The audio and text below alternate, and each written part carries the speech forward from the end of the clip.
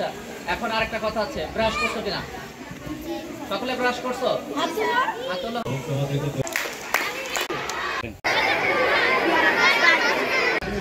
এটাকে বলি শাখাওয়াত হোসেন ভাই আমাদের মধ্যে আছেন। আমাদের আজকের এই অনুষ্ঠান আমরা খুব বড় করবো না, আমরা যেহেতু শিক্ষার্থীরা গরমের মধ্যে আছেন, আমাদের মূল কার্যক্রমটাই যেহেতু গাছের চারা বিতরণ এবং গাছ রোপণ, আমরা সেই কাজটি করবো, অব্যাহত থাকবে। যাই হোক, আমি কথা বাড়াবো। গাছ লাগানো অনেক ভালো। গাছ আমাদের প্রকৃতিকে আরো উন্নত ও সতেজ করে তোলে। গাছ আমাদের জীবনে গুরুত্বপূর্ণ ভূমিকা পালন করে। গাছ কার্বন ডাই অক্সাইড শোষণ করে এবং অক্সিজেন সরবরাহ করে।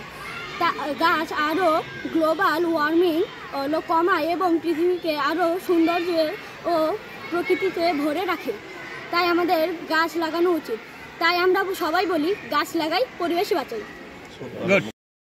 বৃক্ষরোপণ ও পরিবেশ একে অপরের পরিপূরক। বৃক্ষরোপণ পরিবেশকে রক্ষা ও উন্নত করার একটি গুরুত্বপূর্ণ ভূমিকা পালন করে। এছাড়াও গাছপালা আমাদের পরিবেশকে অনেক সৌন্দর্য করে তোলে। তাই আমরা বলি, গাছ লাগাই, পরিবেশ বাঁচাই। আমাদের রাজবাড়ী নদী ভাঙন কবলিত একটি জেলা এবং নদী ভাঙনের থেকে বাঁচার জন্য বৃক্ষ অনেক বড় ভূমিকা পালন করে এবং গাছের শিকড়ে মাটিকে আটকে ধরে রেখে নদী ভাঙনের হাত থেকে মাটিকে রক্ষা করে, গ্রামকে রক্ষা করে, রাস্তাকে রক্ষা করে। সব কিছু মিলিয়ে বৃক্ষরোপণ এই মৌসুমে আমরা রাজবাড়িকে সবুজে পরিণত করব এবং রাজবাড়িকে যাতে নদীর তীরবর্তী এলাকায় বৃক্ষের ব্যাপক সমাহার ঘটে সে বিষয়ে আমরা সবাই আজকে এই বৃক্ষরোপণ অভিযানে আমাদের শিক্ষার্থীরা অত্যন্ত মুগ্ধ, কারণ ওরা এত আনন্দিত, যেটা আপনারা বাস্তবে দেখতে পাচ্ছেন। ওরা গাছ হাতে পেয়ে ওরা অত্যন্ত উৎফুল্ল হয়েছে এবং বৃক্ষরোপণের যে উপকারিতা, আমাদের পরিবেশ এবং বৃক্ষে একে অপরের পরিপূরক, এটা ওরা জানতে পেরে ওরা যে কথাগুলো বলেছে এবং ওরা যা জানতে পেরেছে সেজন্য বৃক্ষরোপণের কোনো উপায় নেই। তাছাড়া আজকে যে যিনারা উদ্যোক্তা হয়ে এই অনুষ্ঠানটার আয়োজন করেছেন, আমাদের 300 বাচ্চার মধ্যে 300টি গাছ বৃক্ষরোপণ করেছেন, আমাদের বিদ্যালয়ে 3টি গাছ রোপণ করেছেন। এজন্য কর্তৃপক্ষ নিকট আমরা কৃতজ্ঞতা প্রকাশ করছি এবং তাদেরকে ধন্যবাদ দিচ্ছি। আর ওনারা যেন উত্তরোত্তর এই অনুষ্ঠানটা চালিয়ে যায় এবং পদ্ধতিকে সামনে রেখে প্রতি বছর প্রকৃতি ও জীবন ফাউন্ডেশনের উদ্যোগে সারা দেশে বৃক্ষরোপণের কর্মসূচি গ্রহণ করা হয়। তারই অংশ হিসেবে আজকে আমরা এই ছোট ছোট শিশুদের মধ্যে গাছের চারা বিতরণ করলাম, গাছ রোপণ করলাম। আসলে গাছের যে উপকারিতা বা প্রয়োজনীয়তা, এটা আমরা সবাই জানি যে বৃক্ষ ছাড়া আমরা মরুভূমিতে পরিণত হয়ে যাব। গাছ আমাদের অনেক উপকারে আসে। কর্তৃক আয়োজিত আজকের এই অনুষ্ঠানে আমরা যারা এসেছি তাদের প্রত্যেকেরই উচিত গাছ লাগানো। আমরা গাছ লাগাবো 3 ধরনের: ফলজ, বনজ এবং ঔষধি।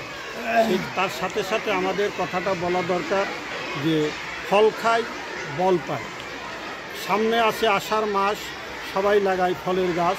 আমাদের এই প্রতিপাদ্যকে সামনে নিয়ে আমাদেরকে এগিয়ে যেতে হবে। সকলকে ধন্যবাদ। পরিবেশের ভারসাম্য রক্ষায় বৃক্ষরোপণের কোনো বিকল্প নাই। তারই অংশ হিসেবে চ্যানেল আই, জীবন প্রকৃতি ফাউন্ডেশন এবং বাংলাদেশের সহযোগিতায় আজকে উপদারবাজার সরকারি প্রাথমিক বিদ্যালয়ে যে বৃক্ষরোপণ কর্মসূচি অনুষ্ঠিত হলো, এটা আমরা সফলতা কামনা করছি। বৃক্ষরোপণ করলে আমাদের অনেক লাভ আছে। তার মধ্যে আমাদের যে বৈশ্বিক উষ্ণায়ন যেটা হচ্ছে, সেটাকে মিটিগেশন বা কমিয়ে আনার লক্ষ্য অবশ্যই আমাদেরকে বৃক্ষরোপণ করতে হবে। পাশাপাশি এটা অবশ্যই আমাদের আশার জায়গা নিয়ে, আর তারা যে বৃক্ষের প্রতি ভালোবাসা তৈরি করে দিচ্ছে, আমরা আজকে তাদের শুরু করে দিলাম এবং এটা অব্যাহত থাকবে। এবং যারা এই সার্বিক আয়োজনে সহায়তা করছেন প্রত্যেকের জন্য আমরা গাছ দিলাম, এই গাছ বিতরণ করলাম এবং এখানে গাছ বৃক্ষরোপণ করা হলো।